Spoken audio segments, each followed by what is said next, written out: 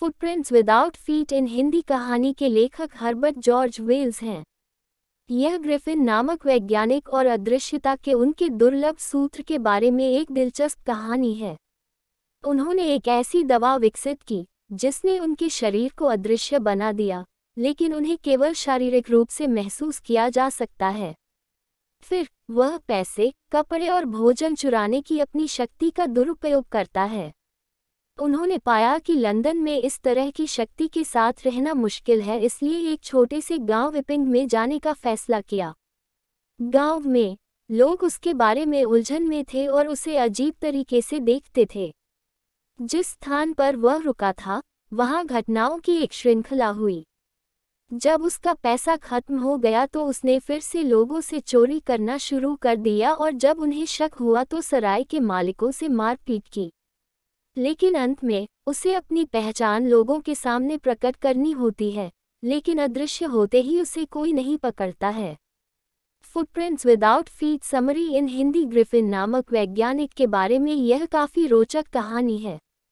वह ऐसे तरीके खोज रहा था जो किसी आदमी को अदृश्य बना सके।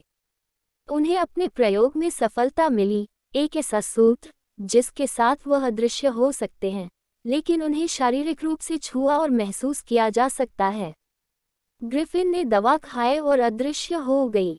उसने गलती से कीचड़ में कदम रखा और पहली बार 2 युवकों ने देखा जो उसके पैरों के निशान का पालन करते थे जब तक कि वह बेहोश नहीं हो जाता। वह सड़कों पर चल रहा था और ठंड महसूस कर रहा था, इसलिए वह गर्मी महसूस करने के लिए एक शॉपिंग सेंटर में प्रवेश करता है। दुकानों के बंद होने के बाद वह कुछ आरामदायक वस्त्र पहनने और कुछ खाने का विकल्प चुनता है। वह शुरू में 1-2 कपड़ों को उतारता है और उन्हें पहनता है। एक कैफे की रसोई से उस बिंदु पर वह ठंडा मांस और कुछ एस्प्रेसो खाता है। बाद में उन्होंने एक दुकान में रजाई के ढेर पर सोने का फैसला किया। अगली सुबह उठने से पहले उसने देखा कि कुछ दुकानदार उसके पीछे आने लगे थे। उसने तुरंत सारे कपड़े उतार दिए और एक बार फिर अदृश्य हो गया। अब वह लंदन के सर्द मौसम में बिना कपड़ों के भटक रहा है।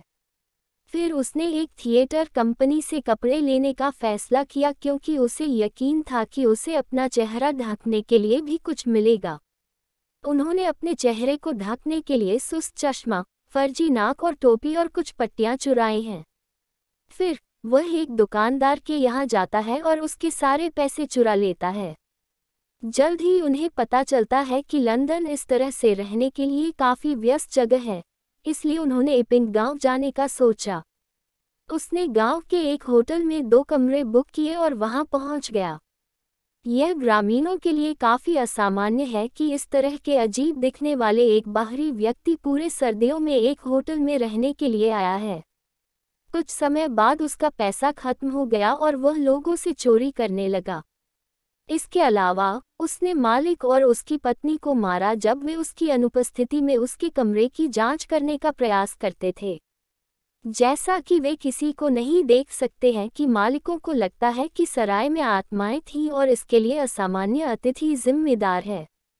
उस बिंदु पर शहर के कांस्टेबल से अनुरोध किया जाता है कि वह अपनी पहचान के संबंध में पूछताछ करे और उसने अपनी साज सज्जा के लिए क्या किया।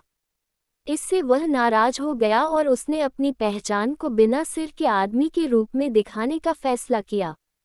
वे ग्रिफिन को नहीं पकड़ सकते क्योंकि वह अपने सारे वस्त्र उतार देता है और अदृश्य हो जाता है।